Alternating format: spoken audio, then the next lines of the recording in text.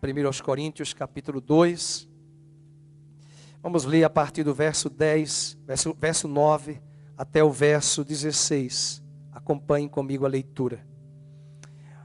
Mas como está escrito, nem olhos viram, nem ouvidos ouviram, nem jamais penetrou em coração humano o que Deus tem preparado para aqueles que o amam. Mas Deus nos revelou pelo Espírito, porque o Espírito a todas as coisas perscruta, até mesmo as profundezas de Deus. Porque qual dos homens sabe as coisas do homem, senão o seu próprio Espírito que nele está? Assim também as coisas de Deus, ninguém as conhece, senão o Espírito de Deus. Ora, nós não temos recebido o Espírito do mundo, e sim o Espírito que vem de Deus, para que conheçamos o que por Deus nos foi dado gratuitamente.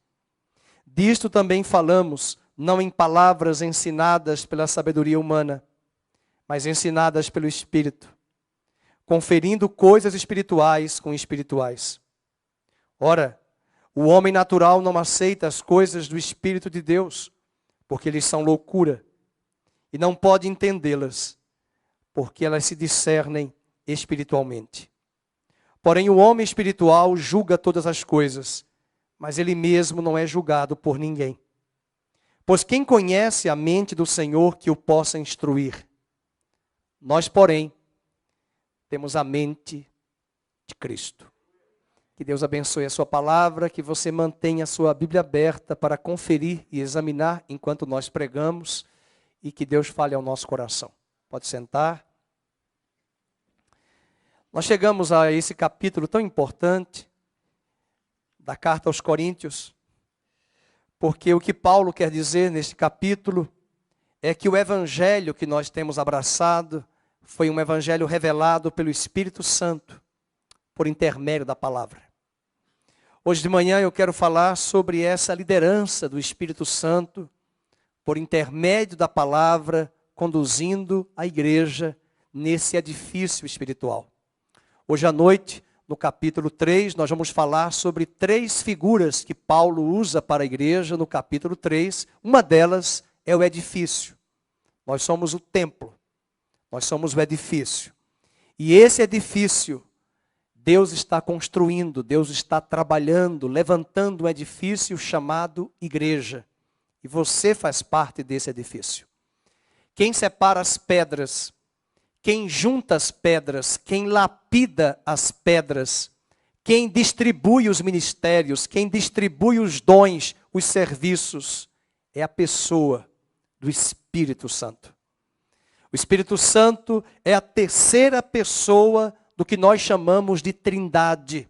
Embora a Bíblia não fala a palavra trindade, não é uma palavra tão correta, ela foi criada ao longo dos concílios da igreja, mas a palavra trindade seria tridivindade, 3 divindades, e nós não cremos em 3 deuses, nós cremos num único Deus, que se manifesta em 3 pessoas distintas, Pai, Filho e Espírito. Vale a pena assistir aquele filme, né, que foi pautado no livro, tentando lembrar, a Cabana, né? Eu acho que o filme ficou melhor do que o livro para entender isso. E é um filme fascinante. Eu percebi que até mesmo pessoas não crentes entenderam mais o filme do que crente, do que cristãos.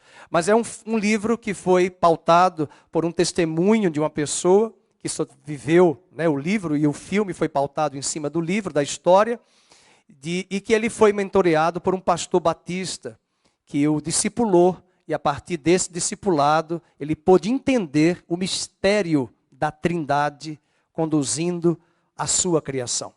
E nós chegamos nesse capítulo 2, no verso de número 10 ao 16, onde Paulo vai falar sobre a importância dessa palavrinha que eu gostaria de introduzir hoje para você. Nós usamos muito a palavra revelação. Mas a palavra mais coerente, mais propícia é a iluminação.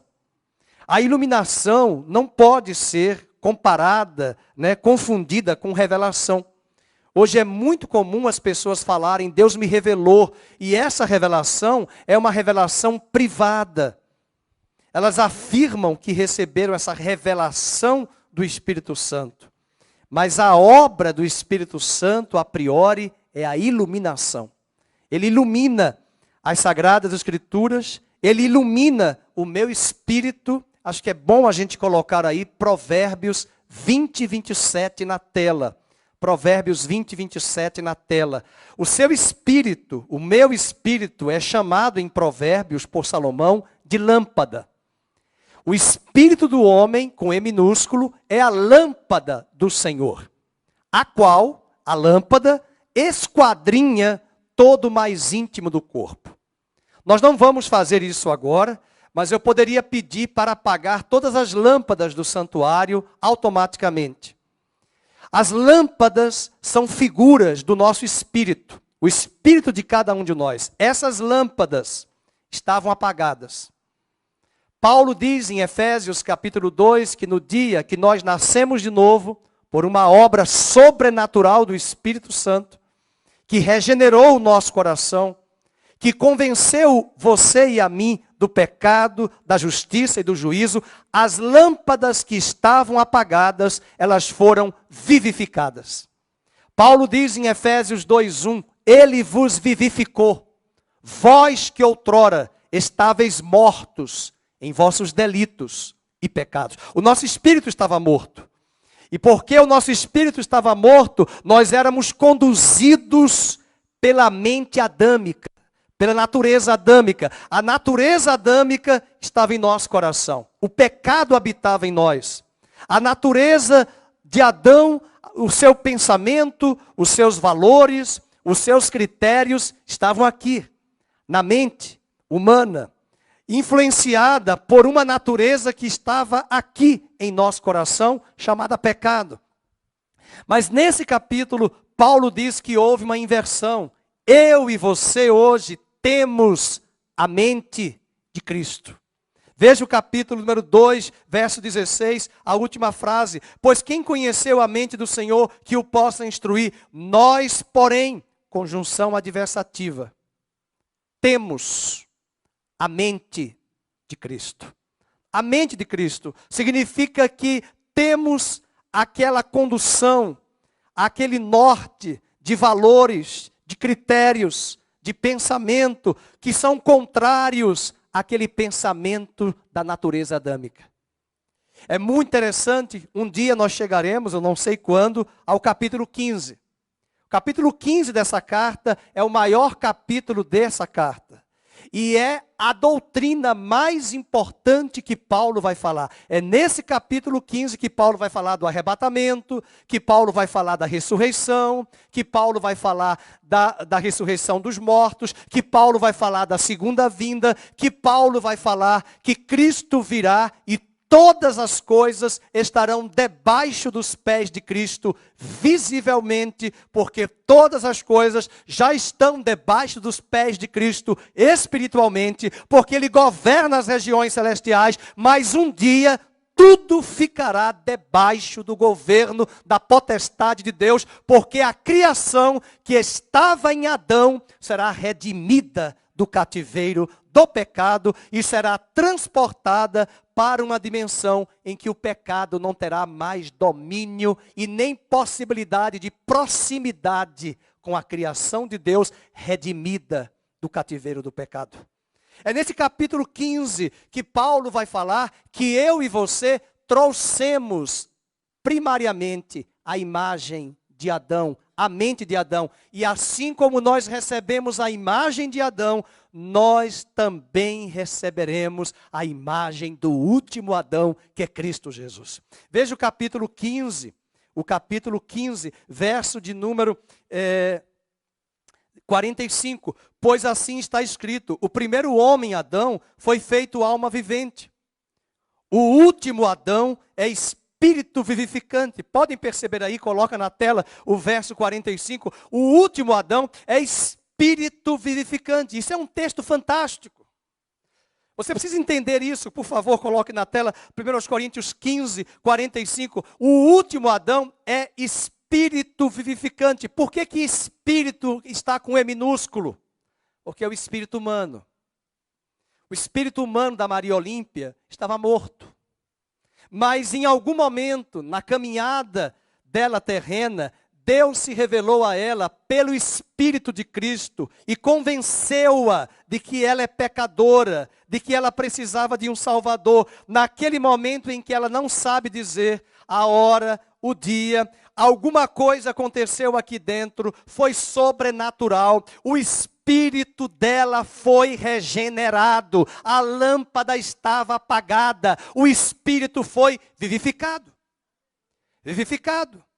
E esse espírito dela hoje é o lugar onde Deus habita na pessoa do Espírito, e é o Espírito de Cristo que ilumina o espírito humano a partir das Escrituras para produzir a mente de Cristo em nós.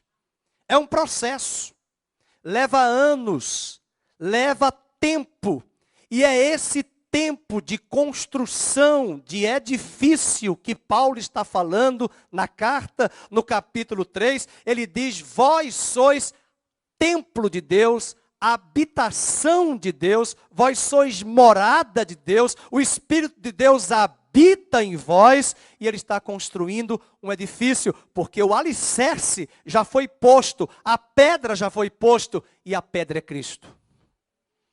E Paulo vai nos dizer no versículo 45 que esse último Adão, Jesus, é espírito vivificante. E aqui não é nenhuma heresia, isso é evangelho puro. Quando Jesus morreu na cruz, como homem, ele provou a morte. No espírito, porque como Deus ele não morre. Deus não pode morrer. A morte não tem poder sobre Deus, mas quando Cristo deu a sua vida por nós, ele provou a morte no seu espírito de tal maneira que ele disse: Deus meu, por que me desamparaste? Seu espírito humano provou a morte. Mas eu trago boas novas dos céus. Ele foi o primeiro a ressuscitar, ele é chamado as primícias da ressurreição. E o Pai, pela pessoa do Espírito Santo, vivificou o espírito humano de Cristo. E ele foi vivificado, ressuscitado dentre os mortos, as primícias da ressurreição, e chamado de primogênito, o primeiro de uma nova criação. Como Deus, ele não morre. Mas como homem, ele provou a nossa morte. E agora ele tem no espírito dele humano o vivificar. E ao mesmo tempo, pelo espírito dele, ele vivifica a todo aquele que crê na sua obra salvífica. E assim como nós recebemos o primeiro Adão, nós vamos receber também o último Adão na sua imagem plena. Versículo 46, ele diz: mas não é primeiro o espiritual, e sim o natural, depois o espiritual. O primeiro homem formado da terra é o terreno, pode marcar aí, é o primeiro Adão. O segundo homem é do céu, é o último Adão. É o último Adão. Como foi o primeiro homem, o terreno, tais também são os demais homens terrenos. Agora leia o 48. E como é o homem celestial, tais também os celestiais. Agora eu gostaria de ouvir a igreja. Eu sei que as máscaras, elas nos atrapalham no áudio. Às vezes eu vou dar o CPF no caixa, a pessoa não entendeu. Dá licença, tira a máscara. Aí eu dou o número, põe a máscara. Mas às vezes a gente precisa ler, ouvir para entender. Verso 49. E assim como trouxemos a imagem do que é terreno em Adão, nós devemos trazer também a imagem do celestial. Significa dizer, quando você chegou a Cristo, a sua vida veio, vou usar uma palavra bem nordestina, desmantelada. É um desmantelo, irmão. A sua vida veio desmantelada nos valores, nos critérios, na mente adâmica que possuía a sua mente. Em Cristo, nós temos novidade de vida, por isso que nós chamamos a igreja comunidade cristã Nova Vida, porque nós saímos de uma velha vida para uma nova vida. Essa nova vida, ela vai ser tecida e construída e conduzida e liderada pelo Espírito. E a obra do Espírito é criar na noiva a imagem de Cristo. E a imagem vai ser a imagem que nós perdemos em Adão. Antes da queda, Adão tinha a imagem e semelhança de Deus.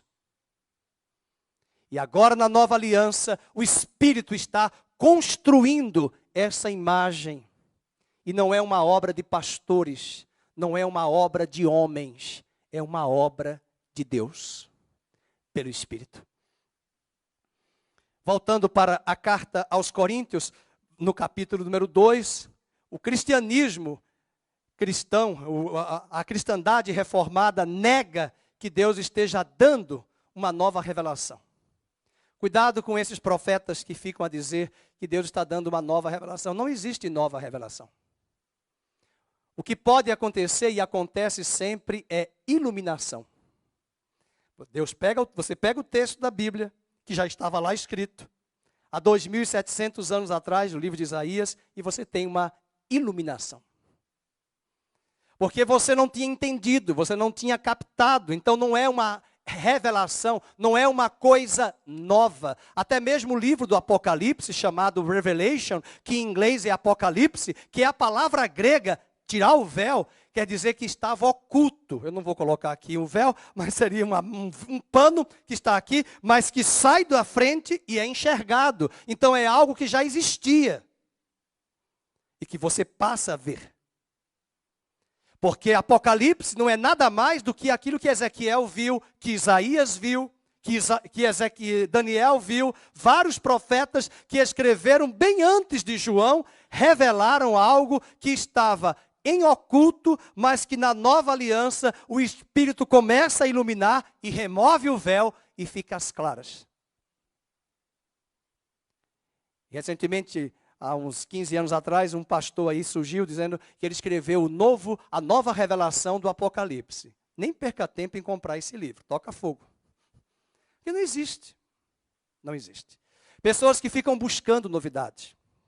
Uma das coisas que precisamos ter muita coerência nesse tempo de pandemia, onde as pessoas começam a falar de chip, começam a falar da marca da besta, começam a falar da vacina, nós não podemos fazer afirmações. Nós podemos fazer conjecturas, mas não corra o risco de fazer afirmações. Essas histórias de fazer afirmações, de dizer, como já foi dito em situações lá atrás, nós temos livros que foram publicados que afirmavam que o Papa João Paulo II era o anticristo, era o falso profeta. Mas ele já morreu. E quando nós fazemos essas afirmações e usamos os cenários e já fazemos as análises e dizemos que isso é revelação, é uma revelação sim, privada, sua. Mas Pedro diz na sua epístola que nenhuma profecia da Bíblia é de particular interpretação. Portanto, nós precisamos ter a iluminação e não a revelação. Esse é um grande perigo. O Evangelho é revelado, diz Paulo, pelo Espírito Santo, por intermédio da palavra de Deus. E aqui eu quero destacar 4 preciosas verdades sobre o Espírito Santo.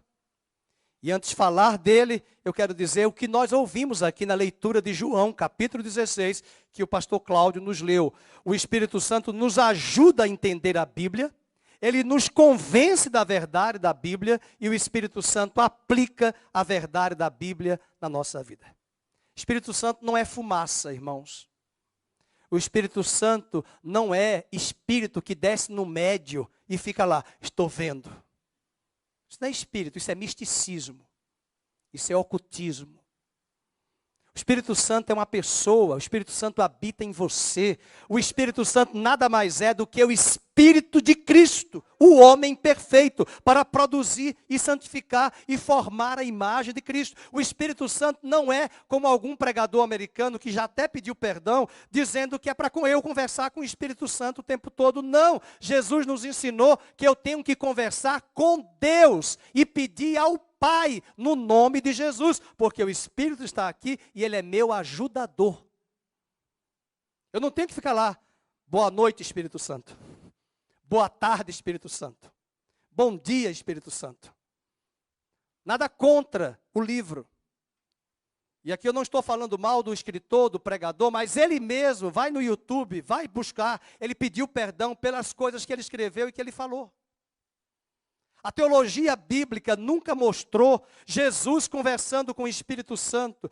Aliás, o Espírito Santo capacitou Jesus, homem, ajudou Jesus, homem, a glorificar ao Pai. Jesus disse que quando o Espírito Santo viesse, ele não falaria de si mesmo, mas ele me glorificaria, ou seja, glorificaria Jesus. E Jesus veio não para glorificar ele, glorificar o Pai. Olha que coisa linda da Trindade. O Espírito glorifica Cristo, Cristo glorifica o Pai. É a obra do Espírito Santo. A obra do Espírito Santo já começa quando a Sandra, que estava perdida, e o Evangelho chegou a ela, e Deus a revelou. A Bíblia diz que bem antes dela se batizar na igreja, com um pastor, nas águas, ela foi batizada no corpo de Cristo. Ela foi batizada pelo Espírito no corpo de Cristo. Isso quer dizer que quando ela recebeu a Jesus em casa, lendo a Bíblia, sem pastor, sem padre, ela leu a Bíblia, ela se arrependeu dos seus pecados, alguém pregou para ela. Paulo diz nesta carta, no capítulo 12, vós fostes batizados no corpo de Cristo pelo Espírito. Significa dizer que o ladrão na cruz, ele foi batizado no corpo de Cristo. Ele não foi batizado nas águas, porque ele morreu, não deu tempo de se batizar. Ele recebeu a Cristo na cruz. E ele foi batizado no corpo de Cristo, chamado igreja. Aleluia. Quando Filipe prega para o eunuco que está na carruagem, Filipe, quando chega na carruagem, o eunuco já estava lendo Isaías. E Filipe perguntou, tu entendes o que lês? Ele disse, não, então me explica. Ele começa a explicar. E o próprio eunuco, já convencido pelas Escrituras, pelo Espírito, diz assim, o que é que impede que eu seja batizado nas águas? Ele disse, nada, apenas que você creia em Jesus Cristo. Ele falou, eu creio, então já foi batizado no corpo de Cristo. Ele já estava batizado no corpo de Cristo. Quando Paulo se converteu, nem a igreja primitiva, Pedro, Tiago, João, queriam Paulo, que ele mandava matar cristãos. Mas ele foi batizado no corpo de Cristo. Vocês estão percebendo a importância do Espírito Santo? O Espírito Santo não é uma nuvem, uma fumaça, como muita gente pensa. E nós precisamos respeitar a pessoa e amar a pessoa do Espírito Santo. Então, a primeira verdade que nós temos aqui é que o Espírito Santo habita nos salvos, habita nos eleitos. Vamos ler capítulo 2, verso 12. 2:12. Ora, nós não temos recebido o Espírito do mundo, e sim o Espírito que vem de Deus, para que conheçamos o que por Deus nos foi dado gratuitamente. Nós temos recebido o Espírito de Deus. Deus habita nos eleitos, nos salvos. É uma aliança espiritual. Assim como o Filho estava no Pai e o Pai no Filho, nós estamos no Filho e o Filho com o Pai. Nós estamos nele. É uma aliança espiritual. Eu ia falar a palavra correta, mística, mas aqui no Brasil é complicado falar místico, porque a gente só pensa em anjo e coisas até de extraterrestre, lá de Varginha. Não, pelo amor de Deus. Então, quando você volta para o capítulo 6, vejam aí no capítulo 6, verso de número 19. Acaso não sabeis que o vosso corpo é santuário do Espírito Santo que está em vós, o qual tendes da parte de Deus e que não sois de vós mesmos? Acaso não sabeis que agora o seu corpo é morada do Espírito Santo? Que o Espírito Santo habita em você? Que o Espírito Santo reside em você, no seu espírito, porque a sua lâmpada agora está acesa e ela tem comunicação direta com o Espírito de Deus. Ele vai iluminar. Ele vai conduzir. 1 Coríntios 6, 19 e 20 fala sobre isso. E veja, vamos para o capítulo 12, verso 13. Acompanhe na tela, capítulo 12, verso 13. Diz assim: pois em um só Espírito, com E maiúsculo, acompanhe a letra, a passagem, em um só Espírito, todos nós, pode colocar o seu nome, a Marlene, o Agnaldo, a Maria Olímpia, a Beatriz, a pastora Mabe, a Elizabeth, todos nós fomos batizados em um corpo. Quem é esse corpo? O corpo de Cristo, a igreja. Deus não é batista, Deus não é nazareno, Deus não é católico, Deus não é metodista, Deus não é nova vida. Deus só tem uma igreja, a igreja de Cristo. Quem tem o novo nascimento, quem nasceu de novo está em Cristo. Quem está em Cristo tem nova vida. Quem tem nova vida, o seu espírito é morada de Deus e Deus habita em vós. Essa é a igreja de Cristo. Nós ficamos às vezes discutindo para que a pessoa saia da igreja. Ela só vai sair de determinada igreja quando ela entender que ali pode estar o engano e ela vai buscar o lugar para congregar. Eu estava contando para o irmão Moacir, quando eu me converti, eu aprendi, estudei em toda a minha vida em escola romana, igreja romana. Não precisa dizer os detalhes para que ninguém me derrube na rede. Não estou aqui falando mal, pelo contrário. Mas quando eu entendi o Evangelho, que eu nasci de novo pelo Espírito, eu me senti órfão. Eu perdi o meu chão. Porque eu estava com mais de 20 anos. E eu frequentava a igreja que foi ensinado a mim de que a única igreja de Cristo era ela. Eu perdi o meu chão. Eu me senti órfão, eu voltei para Maceió, eu me converti em Campinas, mas eu voltei para Maceió, porque eu estava de férias na universidade, e eu lembro, eu cheguei em Maceió e falei: Senhor, e agora eu vou para onde? Porque eu me converti lendo a Bíblia. Eu peguei a Bíblia católica, eu estudei a Bíblia católica toda, de Gênesis a Apocalipse, a Bíblia de Jerusalém. Mas eu vou para onde? Eu fui ensinado que a única igreja de Cristo era a romana, as outras são seitas. Mas o Espírito revelou a mim, não de revelação mediúnica, na Bíblia, nas Escrituras, na Bíblia católica, a igreja de Cristo somos nós, nascidos de novo. Eu não suportava o livro de Atos dos Apóstolos. Eu achava um livro chato de ler. Foi o livro que eu mais li naquele ano. Se você quer entender a história da igreja, comece a ler o livro de Atos. É o relato dos 40 primeiros anos da igreja primitiva, quando Jesus instituiu a igreja. Veja os princípios que estão ali. Veja a dinâmica da igreja. E um detalhe, viu? Tem problemas naquela igreja. Porque aonde tem o ser humano, você tem pessoas na igreja até hoje que não são maduras. Por que muitos problemas na igreja? Porque as pessoas querem Cristo, mas não querem a igreja. Porque elas não querem problemas. Acontece que essas que também não querem problemas, são problemas. Porque aonde tem a natureza humana, tem as predileções, tem os partidarismos, tem os seus pontos de vista. Tem contenda, mas existe uma liderança que Deus levanta, madura, e você precisa buscar, e eu precisei buscar, e eu não tinha igreja, e para onde eu vou? A única igreja que eu tinha perto da minha casa se chamava Igreja El Shaddai, e o diabo colocou na minha cabeça que era nome de seita. El Shaddai, eu falei: isso é nome de seita, não vou nunca nessa igreja.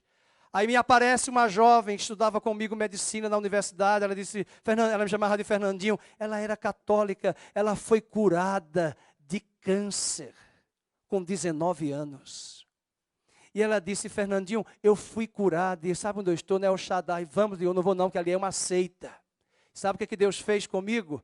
Puxou a orelha de noite, eu estava lendo a Bíblia Católica de Jerusalém, no Salmo 90, que é o Salmo 91, e na Bíblia Católica de Jerusalém, começava assim: aquele que habita no esconderijo do Altíssimo, a sombra do El Shaddai, a sombra do El Shaddai, a sombra do El Shaddai. Eu fechei a porta e corri para a igreja, eu vou para o culto agora.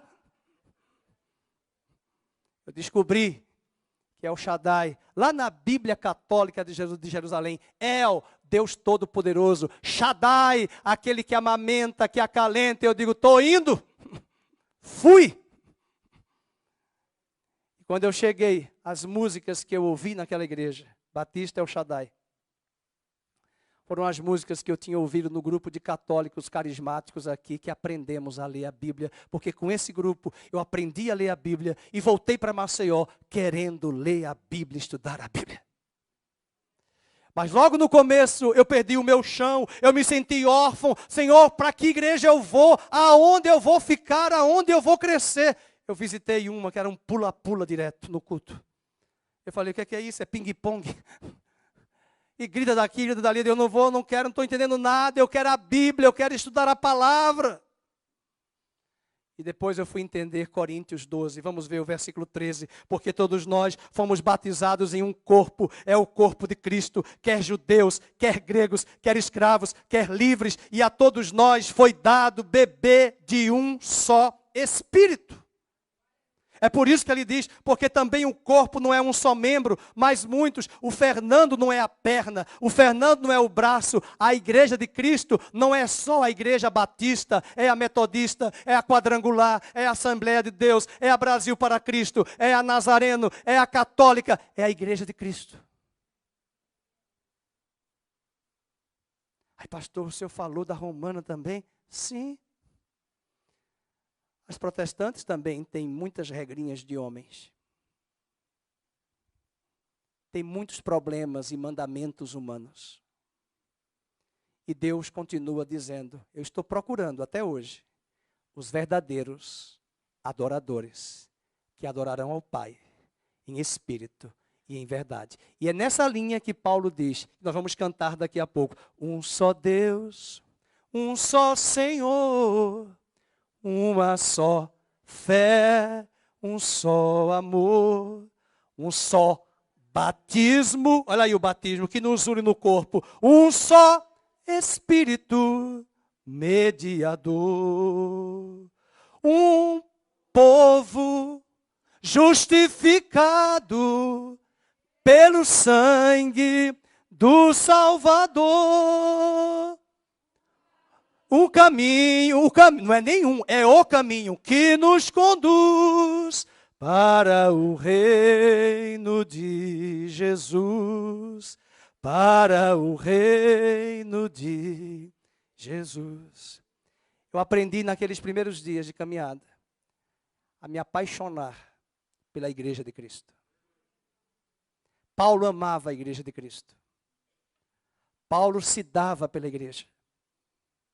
Quando você encontrar alguém que fala mal da igreja, não dê ouvidos. Quando você se encontrar alguém que apedreja a igreja, não se esqueça, ela é a noiva de Cristo. Seria a mesma coisa que eu amar a Marlene, amar o Roberto e odiar a Marlene. Mas a Marlene é uma só carne com o Roberto. Não existe esta de dizer Cristo, igreja não. Então você não teve um encontro com Cristo. Você não ama a sua noiva. E é por isso que o Espírito está operando esta obra até hoje na nossa vida, criando esse edifício. Vamos para a segunda lição. Segunda verdade, o Espírito Santo sonda tanto os salvos quanto as coisas profundas de Deus. Voltemos para o capítulo 2, verso 10. Capítulo 2, verso 10. 1 Coríntios, o apóstolo Paulo vai nos dizer no verso 10, mas Deus nola revelou pelo Espírito, porque o Espírito a todas as coisas perscruta, até mesmo as profundezas de Deus. Pois qual dos homens sabe as coisas do homem, senão o seu próprio Espírito que nele está? Eu posso ter uma amizade com o pastor Felipe, né, de intimidade, mas eu não conheço o que está totalmente no coração dele. Nem ele mesmo sabe tudo dele como homem. Mas ele, se examinar o espírito dele, ele vai saber de coisas, de motivações, intenções, que eu que sou amigo íntimo não percebo. Portanto, por mais que eu ande com ele, eu não tenho essa proximidade e intimidade de sondar o homem interior dele. Se você nasceu de novo, e o Espírito de Deus está em você e vivificou a sua lâmpada, o Espírito Santo vai iluminar para você as coisas de Deus e vai revelar os mistérios de Deus na sua vida. É lógico que essa revelação, aí sim entra a palavra revelação, não é plena e completa, ela é em passos. Até porque eu não posso aplicar uma equação de 3º grau para um aluno da 4ª série do ensino fundamental 1. O Espírito não vai me dar algo como neófito que eu não tenha condições de responder. O Espírito Santo vai construir um edifício, vai construir uma casa, e ele vai dar a oportunidade do Fernando amadurecer, do Fernando crescer. O Espírito Santo, ele é um gentleman, é um cavalheiro. Ele não viola, ele respeita as oportunidades, ele dá as oportunidades, ele ilumina. E é nesse contexto que Paulo vai nos dizer que o Espírito Santo sonda. Veja o verso 11. Assim também as coisas de Deus, ninguém as conhece, senão o Espírito de Deus. Agora, vamos aqui tirar misticismo. O Espírito de Deus vai falar com a Beatriz, mas o Espírito Santo não vai ficar falando com ela, trazendo revelação privada e pessoal e profetada. O Espírito Santo vai falar com ela no seu homem interior a partir de uma lâmpada chamada Palavra de Deus. Toda essa experiência que eu compartilhei agora, minha, de Campinas e de Maceió, foi com a Bíblia. Lendo a Bíblia. Estudando a Bíblia. E eu fazia 2 faculdades na época e tinha tempo para estudar a Bíblia. Ainda limpar banheiro, cozinha e casa. Eu era solteiro, tudo bem. É outra coisa. Não é? Mas às vezes as pessoas, eu não tenho tempo. Alguém já disse que o Facebook e o Instagram vão ser ferramentas de testemunhas na eternidade para mostrar. Você tinha tempo. Você tinha tempo. Você tinha tempo. Eu também posto no Instagram. Eu também posto mensagens. Mas eu leio a Bíblia. Eu leio meus livros. Eu leio jornal. Eu leio revista. Jornal está difícil, está raro encontrar jornal que transmita notícia. Mas eu leio revista. Eu leio noticiário. E leio a Bíblia, e leio muita coisa, mas eu não deixo de ler a Bíblia, que é a palavra de Deus que o Espírito vai usar, porque o Espírito e a palavra são aquelas 2 asas que estão na mulher de Apocalipse 12, conduzindo a igreja. As 2 asas, a palavra e o Espírito guiarão a mulher no deserto. Esse tempo que nós estamos vivendo, nós temos que aproveitar esse momento com essas 2 asas que vão conduzir a igreja, a palavra e o Espírito. São as 2 testemunhas de Apocalipse 11, são Moisés e Elias. Moisés, a representação da lei, da palavra. Elias, a representação do poder do Espírito. A palavra e o Espírito andando com a igreja e conduzindo. Quando a igreja fica só na palavra, ela pode cair no liberalismo teológico, ela pode cair no relativismo, ela pode cair na sofia humana, na sabedoria humana, mas quando a palavra de Deus está também na mesma dose com o Espírito Santo ilumina a palavra. O Espírito Santo não pode ficar dissociado da palavra, porque vem a interpretação subjetiva e pessoal. Deus me disse, dia desse dei tanta risada, mandei até para alguns irmãos, uma profetisa aí do Brasil conhecida, e ela falou: Eric, seu nome foi tirado do livro da vida. Mas quem é essa mulher para dizer que o nome do Eric foi tirado do livro da vida? Corre, Eric, que você está perdido. E do que adianta ele correr, se o nome dele já foi tirado do livro da vida? Uma loucura, uma coisa sem cabimento. Corre, Eric, que o seu nome foi tirado do livro da vida. Mas vai correr para onde? Só se for para o inferno. E as pessoas colocaram no Instagram: mas ele vai correr para onde, mulher? Se ele já foi tirado o nome do livro da vida. E quantas pessoas seguem essa pessoa? E quantas pessoas concordam com aquela teologia? Isso é uma coisa descabida. Isso tudo é analfabetismo bíblico, é analfabetismo das Escrituras. Jesus disse: errais, não conhecendo as Escrituras, nem o poder de Deus. Queridos, se você um dia for a Orlando, não perca muito tempo indo aos parques só da Disney. Visite um parque temático chamado Holy Land. Visite o tabernáculo de Moisés que eles construíram. Você vai ter uma visão linda lá. Sabe qual é a visão? Você entra, tem um candelabro aqui, igualzinho lá no tabernáculo de Moisés. E aqui, a mesa dos pães da proposição. Sabe por que no tabernáculo você entrava no santo lugar e você via 3 móveis importantes? Só 3 móveis. O candelabro, a mesa dos pães e o altar de incenso. Atrás do altar de incenso, a cortina. Atrás da cortina, o santo dos santos. Olha que visão linda. Eu entro na igreja local, porque isso aqui já é o tabernáculo. Lá fora é o átrio. O átrio é quando eu entro na igreja, entro no corpo de Cristo pela porta do tabernáculo. Eu já tenho o altar do holocausto, que é Cristo na cruz. E depois que eu recebo a Cristo na cruz, próximo móvel é a pia de bronze.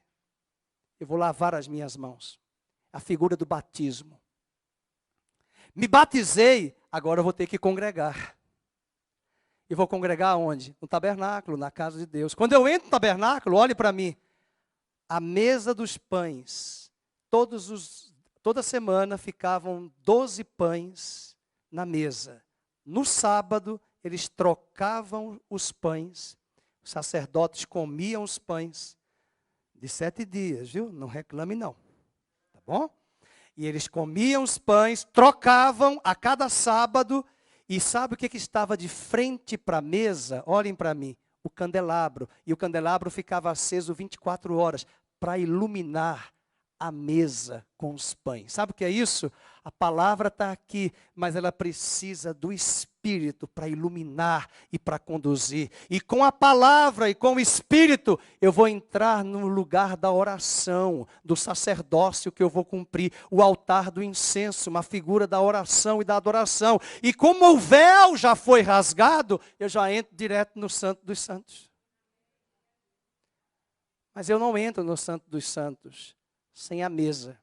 E a mesa é o lugar da comunhão. E a comunhão é na doutrina também dos apóstolos. 12 pães, 12 tribos, 12 apóstolos que deixaram o fundamento. Pelo Espírito. 7 castiçais, o número da plenitude, iluminando a mesa do candelabro. E com essas 2 ferramentas, eu pratico e vivo o ministério que Deus me chamou, intercessão, oração, sacerdócio, e entro no Santo dos Santos. Olha a importância do Espírito. E esse é o grande problema da igreja. Você tem igreja, uma vez eu estava aqui em Campinas de férias, eu entrei, só fiquei 15 minutos da igreja. Eu saí, sem falar mal da igreja. Sabe por que eu saí? Eu era visitante. O pastor disse de púlpito, aqui nós não precisamos de Bíblia, aqui é só poder. Peguei a minha Bíblia, eu lembrei do Raul Gil, pego o seu banquinho, saia de mansinho e já saí. Metade da igreja disse amém, glória a Deus e aleluia. Glória a Deus, aleluia, de que na igreja eu não preciso da Bíblia, é só do poder? Isso é misticismo. Não falei mal, reconheço que aquele pastor tem até ministério de evangelista, mas se perdeu porque não tem como centralidade as Escrituras Sagradas no culto a Deus. Qual é a diferença de um culto protestante para uma missa romana? Qual é o ápice da missa? Quem foi romano sabe. Qual é o ápice de uma missa? O ápice é a Eucaristia. E o credo, no final. Intercalado pela palavra. Então tem a Eucaristia, tem a homilia, depois a Eucaristia, corrigindo a hóstia, e depois, um pouquinho antes, a confissão de fé. O credo apostólico. Creio em Deus Pai, tarará. Mas na igreja protestante, qual é o ápice do culto? A pregação expositiva da palavra. Então nós precisamos ter esse tempo de ouvir a palavra. Então, o Espírito Santo sonda o coração do homem. Vamos agora para a terceira verdade, são 4, do Espírito Santo. O Espírito Santo ensina os salvos. Veja o verso 12. Nós não temos recebido o Espírito do mundo, e sim o Espírito que vem de Deus, para que conheçamos o que por Deus nos foi dado gratuitamente. Disto também falamos, não em palavras ensinadas pela sabedoria humana, mas ensinadas pelo Espírito, conferindo coisas espirituais com espirituais. O Espírito Santo, ele nos ensina de forma objetiva. Nunca diga que o Espírito Santo ensina de forma subjetiva. Porque se o Espírito Santo ficar ensinando de forma subjetiva, subjetiva vem de subject. Subject é sujeito. Então, cada sujeito vai pensar diferente. Ele é objetivo. E o Espírito Santo confere coisas espirituais com espirituais. Por isso que eu recomendo, estude a Bíblia, leia a Bíblia. Sabe por quê? Quando você vê lá no livro do Apocalipse certas visões, você vai lembrar de que Isaías falou a mesma coisa. Você vai lembrar que Daniel falou a mesma coisa. Você vai lembrar que Ezequiel disse a mesma coisa. Porque é a mesma palavra que Deus trouxe.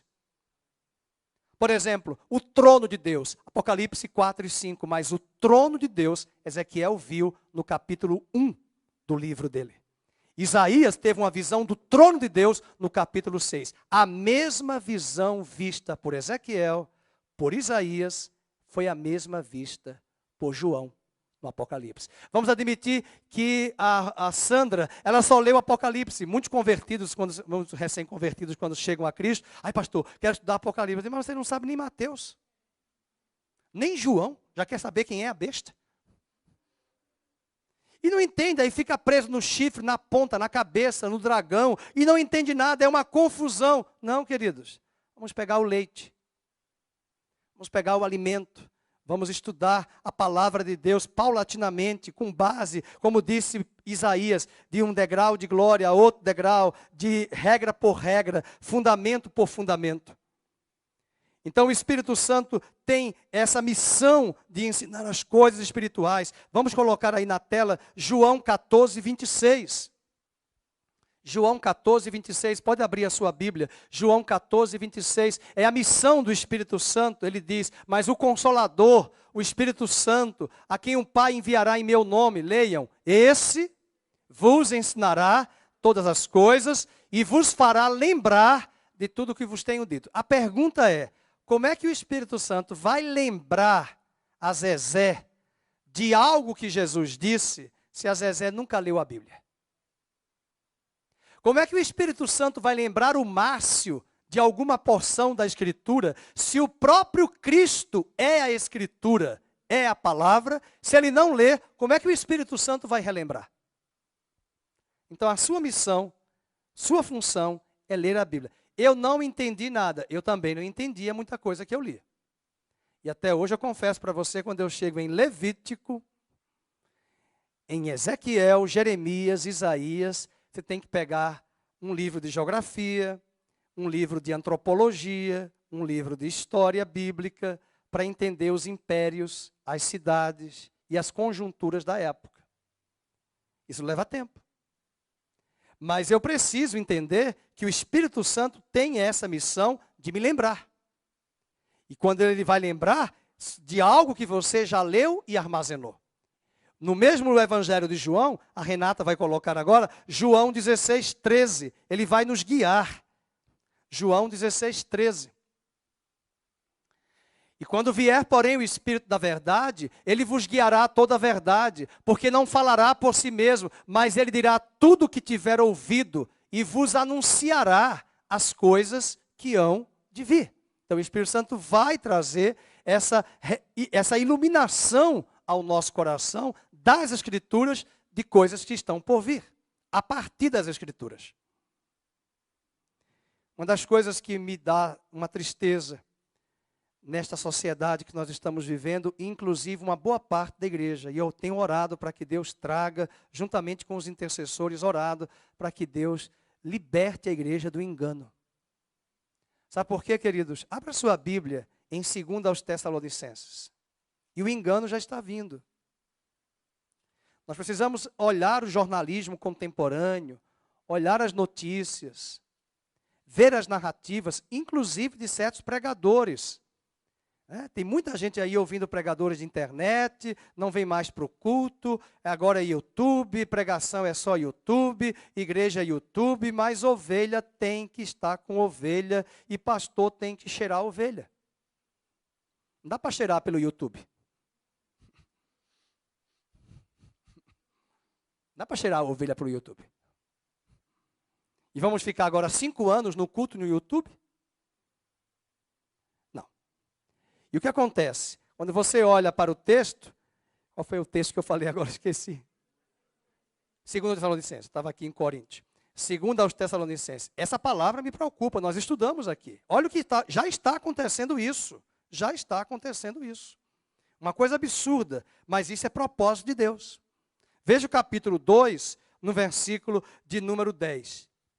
E com todo engano de injustiça aos que perecem, porque não acolheram o amor da verdade para serem salvos. Então, os homens que estão debaixo do engano da injustiça, como eles rejeitam a verdade, eles rejeitam a palavra de Deus, Deus vai permitir o engano. Aí veja o verso 11. É por este motivo, pois, que Deus lhes manda, veja, não é o diabo que está mandando, é Deus que está mandando. Deus lhes manda o quê? A operação do erro para darem crédito à mentira. A mentira hoje é verdade. A verdade hoje é mentira. É só você dar uma lida rápida no cenário político do Brasil na candidatura à presidência. Das articulações e das manipulações que são feitas no cenário político do Brasil. Como a mentira se tornou verdade. Além disso, ele diz, por que Deus vai permitir o engano? Para que sejam julgados todos quantos não deram crédito à verdade. Antes, pelo contrário, o que eles fazem? Deleitam-se com a injustiça. E o que eu estou percebendo aí é que quem está se deleitando com essa mentira são banqueiros, empresários, setores da mídia. Então, o engano está sendo vendido como um fetiche de verdade. E as pessoas estão dando crédito. Sabe por quê? E sabe por que a igreja vai ser captada e cooptada por esse caminho? Porque falta à igreja o discernimento. E além disso, o medo e o terrorismo que tem vindo sobre as mentes das pessoas fazem com que elas fiquem reféns do medo e se entreguem a quaisquer narrativas. Esse é o perigo. E veja, não é o diabo, não é o demônio, é o Deus soberano que vai permitir, porque os homens não dão crédito à verdade. A verdade não está em mim, a verdade não está em uma igreja local, a verdade está na palavra e na pessoa de Jesus Cristo. Até hoje, a resposta que Aristóteles, Platão e Sócrates queriam estava ao vivo e a cores na frente de Pilatos, quando Pilatos perguntou a ele, o que é a verdade?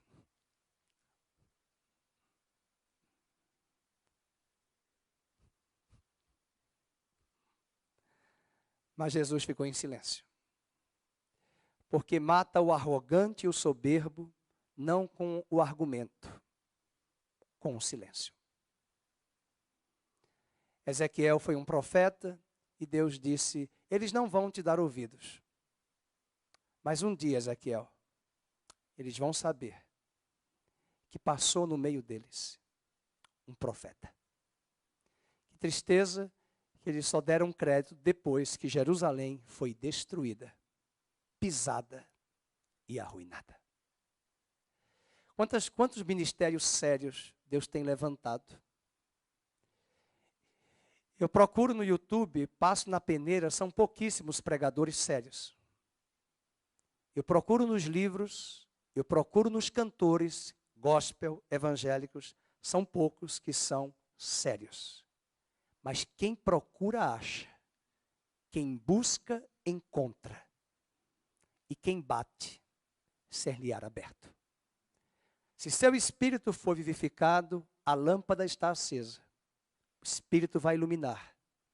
E o Espírito é até capaz e poderoso, mesmo você não conhecendo tudo das Escrituras, o Espírito pode dar um sinal de alerta e dizer: sinal vermelho, go out, go away, sai fora, corre. Porque às vezes nós não conhecemos tudo, em parte sabemos, disse Paulo, em parte profetizamos, mas o Espírito também nos dá a direção e a paz, ou o incômodo, para não concordar com tal prática. O último ponto, para encerrarmos, que o Espírito Santo leva os salvos à maturidade espiritual. Porque o Evangelho não é entendido pela sabedoria humana.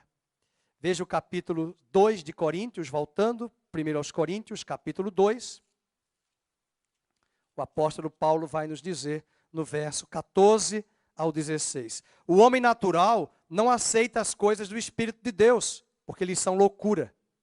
E não pode entendê-las, porque elas se discernem espiritualmente. Veja que esse homem natural é aquele homem que eu falei no início da pregação. Ele não tem a mente de Cristo, a mente dele é a mente adâmica, a natureza dele é a terrena adâmica, e ele só pensa nas coisas terrenas e humanas, da ótica humana, terrena, só pela ótica terrena.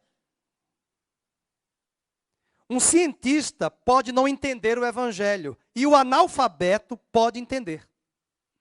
Porque não é uma questão de habilidade, nem ginástica mental. É uma questão de revelação do Espírito de Deus sobre ele, porque ele nasceu de novo. Porque Deus revelou. O que o mundo aplaude, o reino de Deus rejeita. O que o reino de Deus enaltece, o mundo não dá valor. Eu queria pedir à igreja que fizesse um jejum de certos programas de auditório que acompanha, monitora 24 horas. Não vou falar o nome para não ser preso. Mas faça um jejum. Pare de seguir essas mentes ocas, vazias. Eu chamo aquele programa de jardim zoológico humano. É um jardim zoológico. Acho que se eu fosse convidado para ir, eu ia ter um sério problema, porque eu ia dizer, olha, eu tenho que ir, eu posso até ir, mas eu vou ter que levar uns 100 livros para ler, porque ficar mais de 2 meses trancados no lugar, sem fazer nada, e ser guiado para fazer aquilo que eles querem que eu faça, eu não posso. Aliás, quando a gente tem um tempo mais livre, a gente vai buscar coisas para edificar a nossa vida, não é assim? Não, mas não pode. É só para se entregar ao prazer. E me enoja de ver crentes curtindo e acompanhando. E agora tem até gente lá evangelizando. Evangelizando. Que bom, que maravilha. E o falso evangelho está circulando, e a Babilônia está se levantando. E as pessoas estão achando o máximo, porque faltam a muitos cristãos a bússola, a lâmpada e a maturidade das Escrituras Sagradas. O papel do Espírito Santo não é vir construir aqui um bebê em nós, é construir uma noiva madura, a estatura de varão perfeito que vai aguardar o noivo, e o Espírito e a noiva vão dizer, Maranata, ora vem Senhor Jesus. Eu nunca vi um bebê de 5 anos se casando com uma mulher adulta, ou o contrário. O Espírito vai preparar a noiva. Essa noiva vai estar madura. Cuidado com o texto que diz aqui, eu quero fechar aqui o verso 15, que é muito complicado, já vi pessoas usarem esse versículo de forma ilegal. Porém, o homem espiritual julga todas as coisas, mas ele mesmo não é julgado por ninguém. Então, cuidado com esse verso que diz que ele não é julgado por ninguém. Como que diz, ninguém me julga. Não é isso que a palavra está dizendo. Troque a palavra julgar e coloque uma caneta aí, discernir. O que ele quis dizer é que o homem espiritual, o homem convertido, discerne todas as coisas, compreende todas as coisas. Ora, quando eu vejo uma pessoa na igreja que está com problemas, eu faço uma análise muito clara, que a gente tem que aprender isso, a gente vai ver em Coríntios. Isso é de Deus? Isso é do diabo? ou isso é humano da alma? Às vezes a pessoa não está endemoniada. Isso é um problema da alma, emocional. Hoje tudo é psicológico. Vamos levar para o psicológico. Às vezes é espiritual. Eu costumo brincar, às vezes é almal, é da alma. Então nós precisamos discernir o que é de Deus, o que é do diabo e o que é dos homens. Às vezes os dois estão operando juntos, o do homem e do diabo. Mas quando é de Deus, nós discernimos, porque as coisas de Deus trazem paz. E é por isso que essa maturidade que Paulo fala na carta aos Efésios, ele diz aqui a carta aos Coríntios, que esse Espírito está construindo o edifício no capítulo 3, e essa obra é uma obra que vai abranger a nossa maturidade. E não é à toa que ele finaliza no verso 16 dizendo, vamos ler, pois quem conheceu a mente do Senhor que o possa instruir? Todos. Nós, porém, temos a mente de Cristo. Aqui está o desafio. A mente de Cristo vai ser construída, tecida, elaborada pelo Espírito a partir das Escrituras. E quando nós estivermos respondendo às demandas do dia a dia, na ótica da mente de Cristo, pela perspectiva de Cristo, e quando eu vivo na perspectiva de Cristo, eu vivo na perspectiva da eternidade, porque o que eu vivo aqui vai repercutir para a eternidade. Como é que eu uso o meu tempo? Como é que eu uso os meus talentos? Como é que eu uso os meus dons? Na perspectiva terrena para a eternidade. Quando eu vivo nessa perspectiva, quando eu me permito que o Espírito construa em mim essas áreas tão importantes do edifício, eu estou rumo para a maturidade que o próprio Espírito quer construir em mim e em você. Por quê? Porque diz Paulo, nós não teremos, nós temos a mente de Cristo. Que o Espírito Santo tenha essa liberdade plena de habitar em nós, de sondar os salvos, ensinar os salvos e também levar os salvos à maturidade. Vamos tirar a palavra salvos, que é complicado falar salvos, vamos tirar a palavra eleitos. Porque quando a gente fala salvos, eu tenho um trauma de salvo, porque um dia vieram falar mal de Maria para mim quando eu tinha 8 anos. Certos crentes. E eles disseram assim, eu estou salvo. Ah, não prestou não. Porque eu falei, como é que você está salvo e eu não estou salvo? Mas um dia eu entendi que nós somos salvos. Não por nós, não pelo nosso mérito. Pela obra de Deus na nossa vida. Mas os salvos ou os eleitos vão ser conduzidos pelo Espírito à maturidade.